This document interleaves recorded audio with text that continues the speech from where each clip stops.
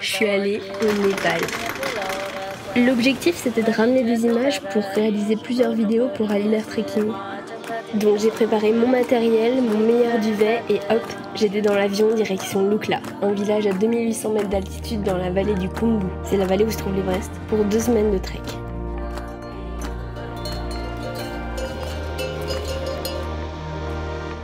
Au début de la vallée, il y a beaucoup de forêts verdoyantes, de ponts et de petits villages. Et plus on avance, plus on découvre des montagnes impressionnantes. C'est la première fois que je voyais des sommets plus hauts que le Mont Blanc. On a passé 2 nuits à Namche Bazar, c'est la capitale du pays Sherpa. Les Sherpas, c'est l'ethnie qui vit dans la vallée du Khumbu. C'est un peuple de montagne où la culture du portage est ancrée depuis longtemps. J'étais trop contente d'être là, je trouvais tout incroyable. Les paysages sont à couper le souffle, tout est grandiose, tout est beau, les gens sont gentils et souriants. C'est vraiment un pays... waouh, qui est trop bien. Lui c'est Mukesh, et c'était notre guide pendant le trek. Namaste, je m'appelle Mukesh Karki. C'est trop cool d'être accompagné de quelqu'un qui connaît vraiment bien la montagne, c'était super enrichissant. Il va tomber.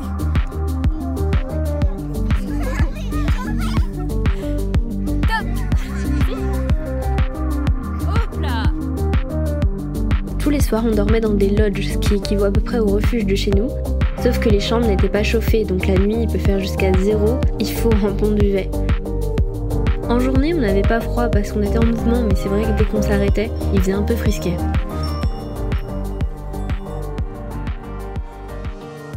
Au bout de 5 jours de trek, on arrive à Dingboche. On est à 4400 mètres.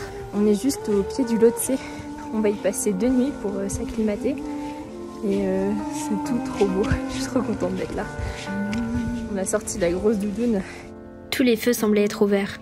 La météo, ma forme physique, le groupe, quand bim bam boum, chaos technique en approche, j'ai eu le Covid. Et si, pendant 2 jours, j'ai eu des gros symptômes grippaux, mal de tête, courbatures, j'ai tout de même réussi à atteindre l'Obuche à 5000 mètres d'altitude. J'avance à 2 à l'heure. Mais une fois arrivée en haut, j'ai dû descendre en urgence parce que ma saturation en oxygène était beaucoup trop basse. Et le lendemain matin, c'était rapatriement en hélicoptère jusqu'à Katmandou.